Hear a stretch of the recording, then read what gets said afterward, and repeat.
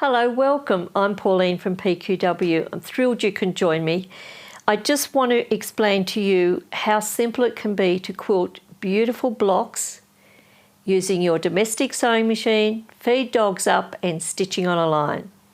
I'm a person that makes all my quilts quilt as you go, and I love intricate designs that are simple to stitch.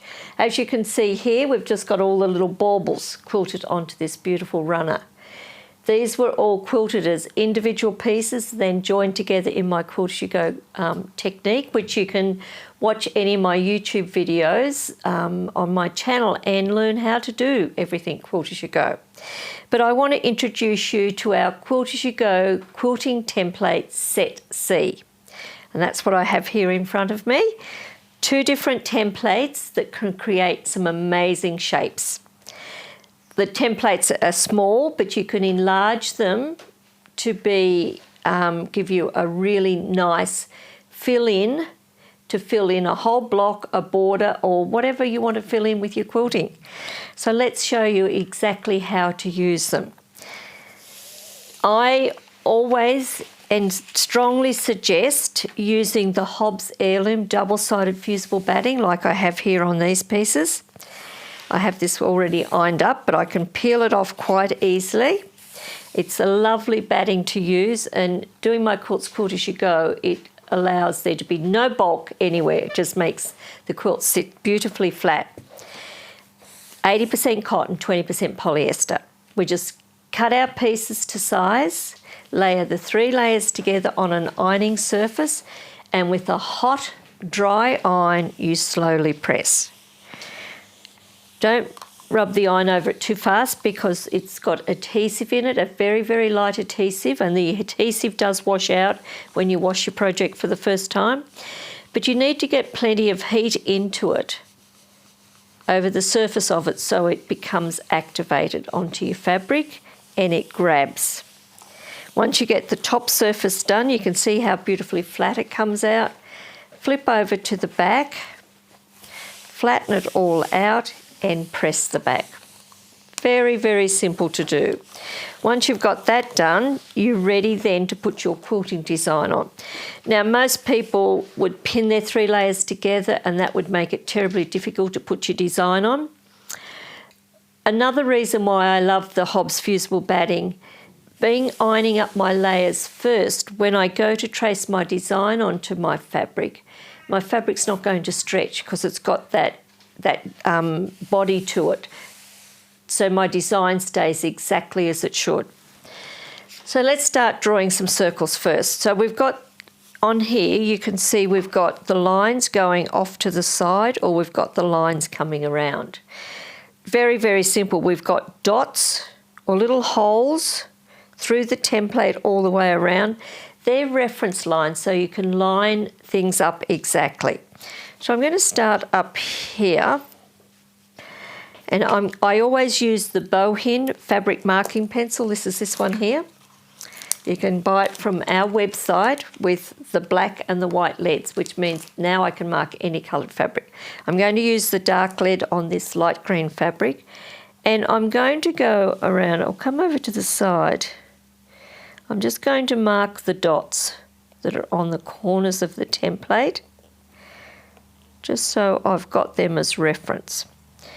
And then I just simply start, I hold my pen upright, I push down on the template so the template's sitting flush onto the fabric, and I just simply draw through the holes or the little slits in the template. Now, it is going to take time to draw up your design, but I find drawing the design on and having it all on my fabric or on my block and stitching on the line, I know I'm going to get a perfect result. I'm not stressing about free motion and trying to get the shape right, trying to get stitch length right. I don't have to worry about any of those things doing it this way. So I'm happy to take the time to trace the design onto the fabric so I can sew right on those lines to get my perfect result. So put some good music on and just chill out while you draw all of this design on. So now I can either flip the template over to do the other side of the circle, or I can simply rotate it. I'm going to line up these little dots with the little marks on the template and keep drawing. Now holding the pencil upright, I'm getting a nice line drawn there. Now I'm probably drawing a little bit heavier and darker than what I would normally. This fabric marking pen does wash out of your fabrics, but the harder you press, the darker the lines are, the harder they are to get out. So when I'm doing it normally, I wouldn't be pressing this heavy because I just want a little faint line that I could see once I go to this sewing machine. So there's my first bauble drawn. Now I could come back and I could line up the dot here with the dot here, and I could draw this way.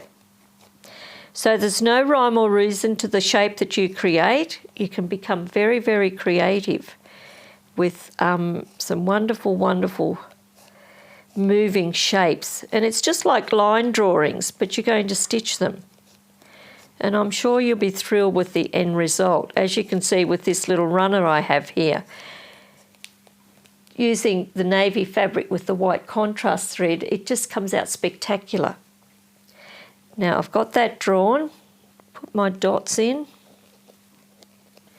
rotate the template. Now if I rotate, my lines are going to go curved, which is wonderful, it gives it lots of movement.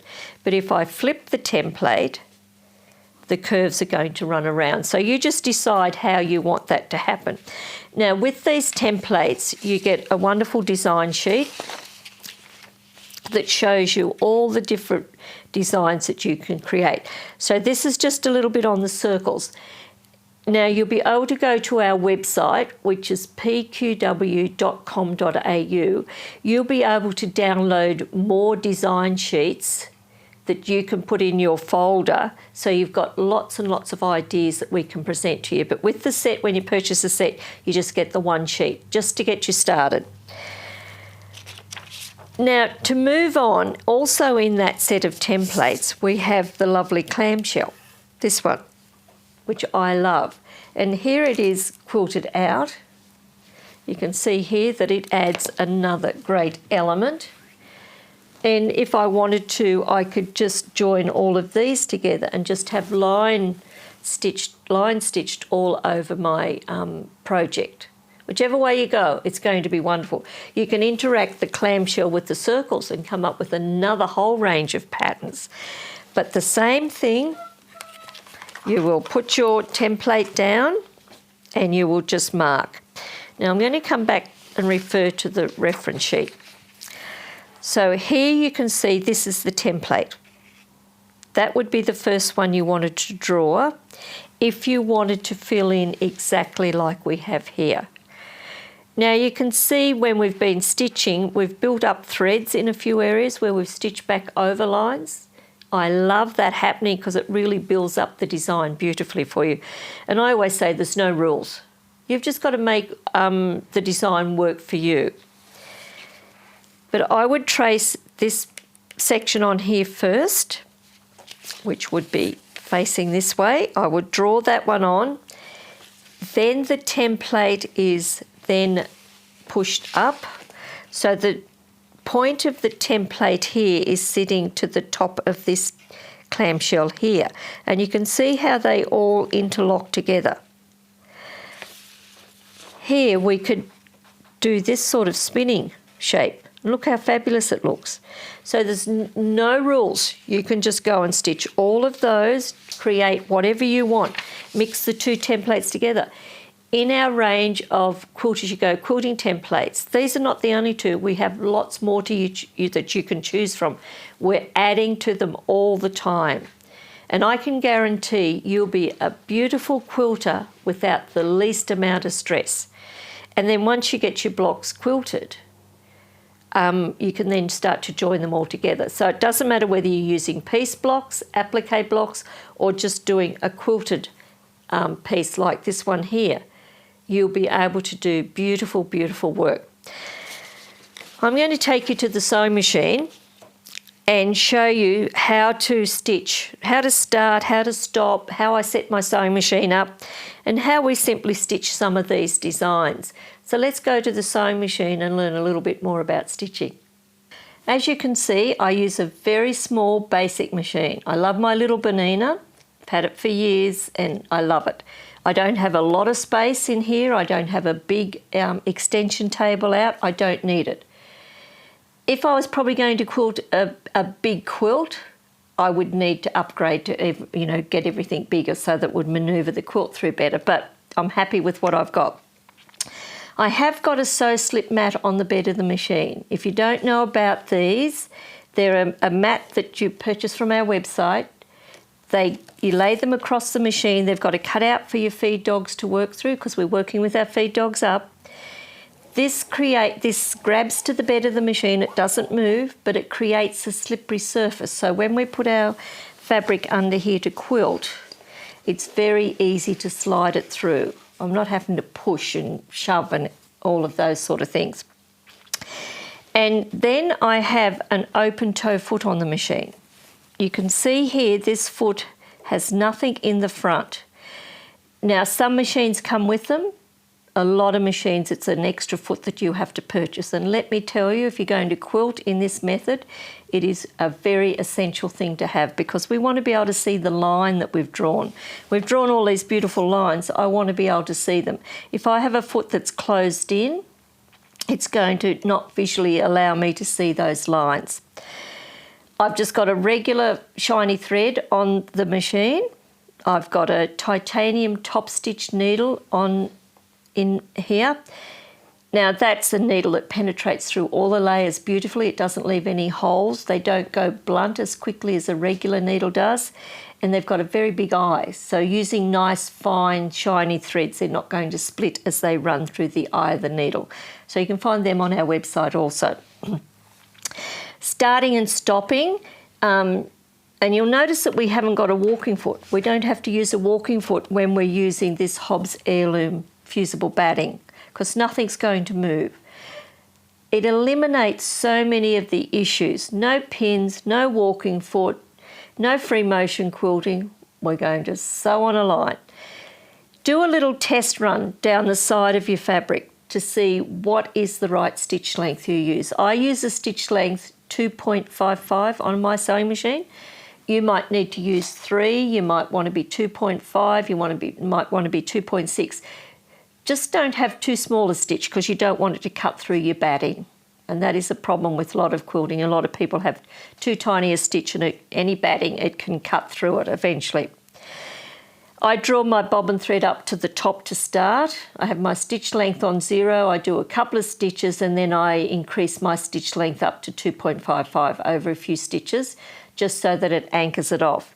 You might prefer to draw your bobbin thread to the top and tie your threads off with a hand sewing needle and bury them.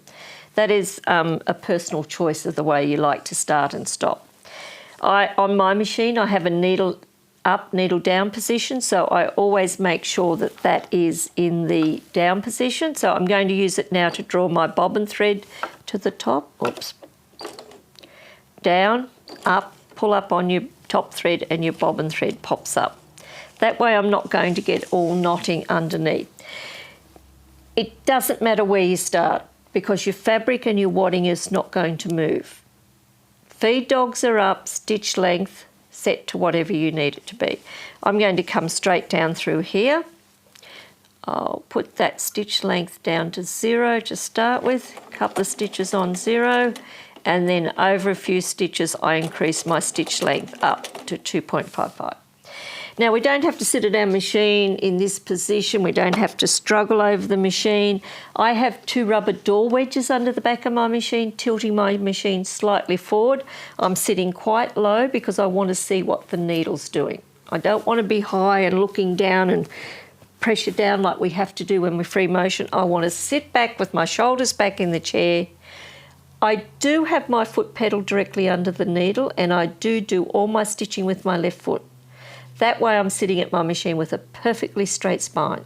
I'm not twisting it when I use my right foot like I do when I use my right foot. So I'm just going to hold the fabric very lightly. I don't have to grab it. I don't have to put any pressure down. The feed dogs are going to do the work. They're going to feed everything through for us. And you notice I'm just using one hand. All I'm doing is sewing a straight line. But in the end, when I finish, I'm going to have a beautiful quilting pattern. Stop with my needle down, lift your pressure foot, turn your fabric around, drive from the front, because we can see exactly what the needle's doing. And we just stitch on the line. When you start to get a bit of bulk in here, just condense it down. Make it a nice small little parcel.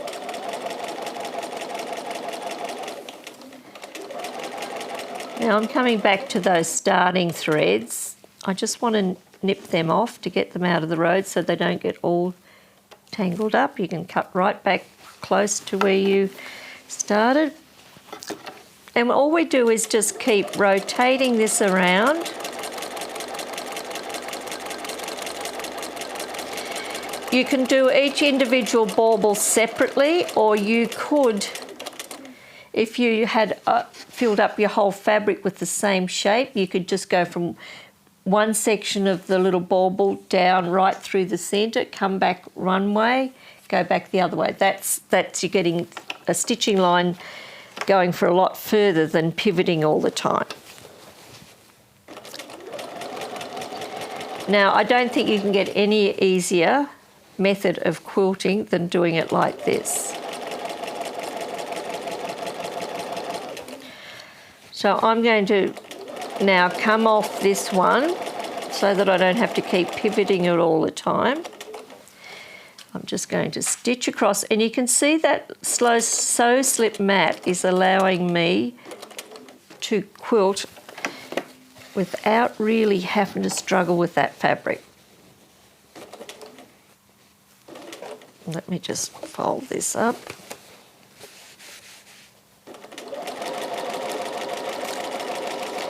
Down we go. Coming to the end. Now, this is where we'd start to do a bit of overstitching. I'm coming across from one line to the other around the circle edge. And by the time I do this whole thing, I would have stitched over each of those outside edges of the circles twice. And it just gives that nice build-up of threads to make the design really pop. Back over. But you can see why you wouldn't do this on a big quilt, because you'd be dragging the big quilt through the machine. I've designed this technique specially for Quilt As You Go. And you can have a look on our YouTube channel and do subscribe to it.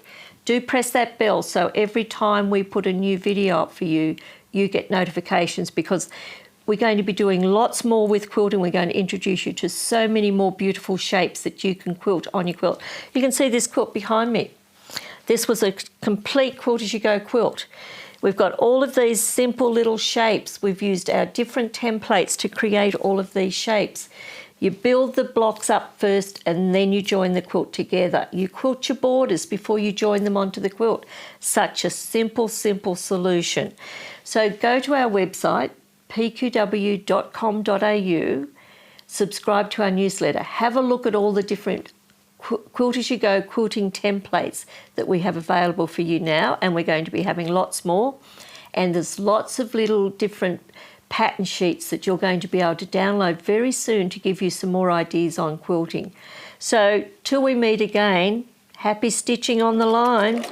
Enjoy your quilting. It's so nice and easy to do. Don't stress about quilting anymore.